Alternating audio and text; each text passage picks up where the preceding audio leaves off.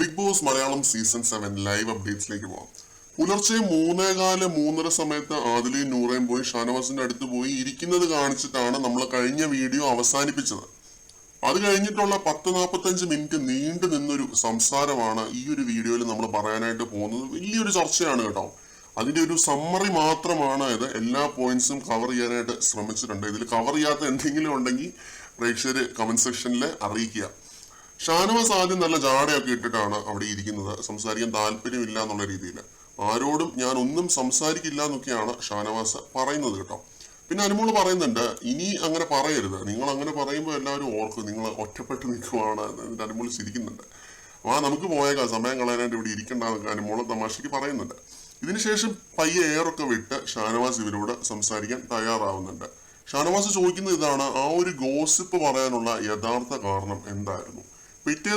പിറ്റേ രാത്രി നിങ്ങൾ ഇരുന്ന് പ്ലാൻ ചെയ്തിട്ടല്ലേ അത് ചെയ്തത് എന്നൊക്കെ ചോദിക്കുന്നുണ്ട്. പിന്നെ റിയാസിനെ ഇതിനു മുമ്പ് അറിയാമായിരുന്നോ എന്ന് ചോദിക്കുന്നുണ്ട് ആദിലയുടെ അടുത്ത്. അപ്പൊ നൂറ പറയുന്നുണ്ട്, റിയാസിനെ അറിയില്ല, ഇങ്ങോട്ട് വരുന്നതിന് മുമ്പ് ജസ്റ്റ് ഇങ്ങനെ വിളിച്ച് ഓൾ ദി ബെസ്റ്റ് പറഞ്ഞിരുന്നു, അതല്ലാതെ പുള്ളിയെ അറിയില്ല എന്ന് നൂറ വ്യക്തമാക്കുന്നുണ്ട്. ഇക്ക എന്താണ് ഈ വിചാരിച്ച് വെച്ചിരിക്കുന്നത് എന്നൊക്കെ ഇവര് ഷാനവാസിനോട് ചോദിക്കുന്നുണ്ട്. പിന്നെ ഇവിടെ വരുന്ന ഗസ്റ്റുകളോടെല്ലാം നെവിൻ തന്നെയാണ് കരഞ്ഞ് ഈ ഒരു വിഷയം പറഞ്ഞുകൊണ്ടിരുന്നത് എന്നൊക്കെ ഇതിനിടയ്ക്ക് പറഞ്ഞു പോകുന്നുണ്ട്, അണ്ടർലൈൻ ആയിട്ട് പറഞ്ഞു പോകുന്നുണ്ട്.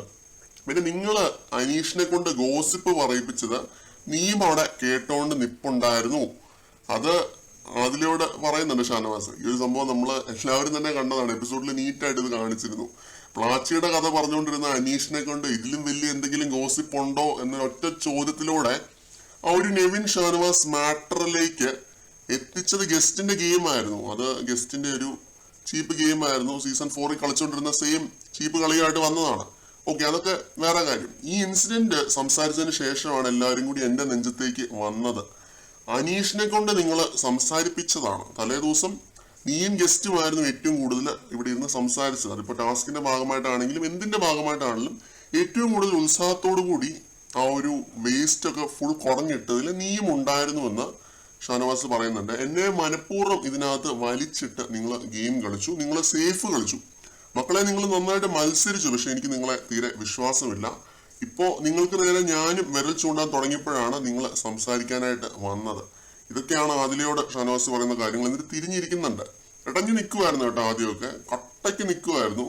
സ്ട്രിക്ട്ലി നോ നെഗോസിയേഷൻ എന്നുള്ള ആ ഒരു രീതിക്ക് നിൽക്കുമായിരുന്നു.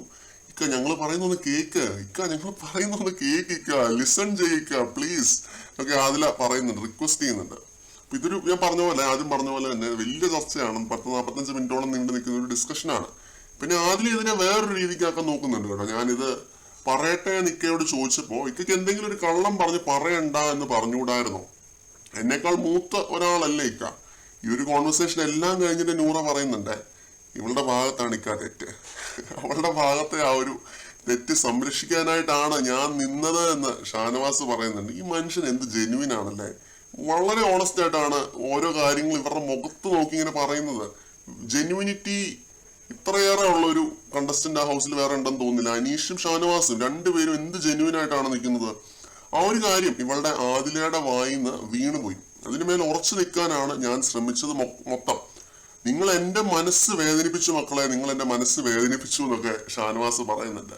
എന്നുവെച്ചാൽ ആദിലയുടെ ഭാഗത്തെ ആ ഒരു തെറ്റ്, ആദിലയുടെ വായിൽ നിന്നും വീണ ആ ഒരു കാര്യത്തെ സംരക്ഷിക്കാനായിട്ട് അതിൽ ഉറച്ചു നിൽക്കുകയായിരുന്നു ഷാനവാസ് എന്നാണ് പറയുന്നത്. അല്ലാതെ ഇത് എടുത്തിട്ട് ഒരു ഗെയിം കളിക്കണമെന്ന് ഷാനവാസ് ഓർത്തിട്ടുണ്ടാവില്ല. അതാണ് തോന്നുന്നു പറഞ്ഞത്. ഈ രീതിയിൽ ഹൃദയം തുറന്ന് ഷാനവാസ് കാണിക്കുന്നുണ്ട്. ഇക്ക പറഞ്ഞത് കള്ളമാണ്, ഫേക്ക് ആണ് എന്ന് ഞാൻ എവിടെയും പറഞ്ഞിട്ടില്ല എന്നൊക്കെ ആദില പറയുന്നുണ്ട്, അടിയുറച്ച് പറയുന്നുണ്ട്. ഒരാളോട് പോലും ഞാൻ അങ്ങനെ ഫേക്ക് ആണെന്നോ കള്ളമാണെന്നോ ഒന്നും ഞാൻ പറഞ്ഞിട്ടില്ല. ഇക്ക പറഞ്ഞതിന്റെ കൂടെ തന്നെയാണ് ഞാൻ നിൽക്കുന്നതെന്നാണ് അതിൽ ഉദ്ദേശിച്ചത് കേട്ടോ. ഈ സമയത്ത് നൂറ, നമ്മളാണ് ചീപ്പ് ഗെയിം കളിച്ചത് ബേബി, അതങ്ങ് സമ്മതിച്ചു കൊടുത്തേക്ക്. അപ്പൊ പിന്നെ അതിലേക്ക് ഒന്നും പറയാനില്ലായിരുന്നു. ഷാനവാസ് അവിടെ പുള്ളിയുടെ ഒരു ജെന്യുവിനിറ്റി കാണിക്കുന്ന ഒരു കാഴ്ചയാണ് കണ്ടത്. അപ്പൊ അനുമോൾ അവിടെ ഇരിപ്പുണ്ട്. എന്നാലും പെങ്ങന്മാരെന്ന് പറഞ്ഞാൽ പെങ്ങന്മാരാണ് കേട്ടോ. അതിനകത്ത് മറ്റേ കളിയൊന്നും ഷാനവാസ് കളിച്ചിട്ടില്ല. പെങ്ങന്മാര് ഇക്ക എന്ന് വിളിച്ച് പുറകെ നടന്നിട്ട് മറ്റേ കളി കളിച്ചത് ആദിലയാണ്. അതിനെ ഡിഫെൻഡ് ചെയ്യാൻ ആദില എത്ര ശ്രമിച്ചാലും, അതിനെ ജസ്റ്റിഫൈ ചെയ്യാൻ എത്ര ശ്രമിച്ചാലും അത് തന്നെയാണ് സത്യം. അപ്പൊ ഇക്കയ്ക്ക് തോന്നിയത് എന്താണെന്ന് വെച്ചാൽ ഇക്ക ലാലേട്ടന്റെ മുന്നിൽ പറഞ്ഞു, ഇവള് ചെയ്തത് തെറ്റ് തന്നെയാണ്. ഇതാണ് നൂറയുടെ സ്റ്റാൻഡ്, ഇതാണ് നൂറയുടെ നിലപാട്. ഇതുകൊണ്ടൊക്കെ തന്നെ നൂറയാണ് അതിലേക്കാളും സ്ട്രോങ് എന്ന് ഞാൻ വീണ്ടും വീണ്ടും പറയുന്നു.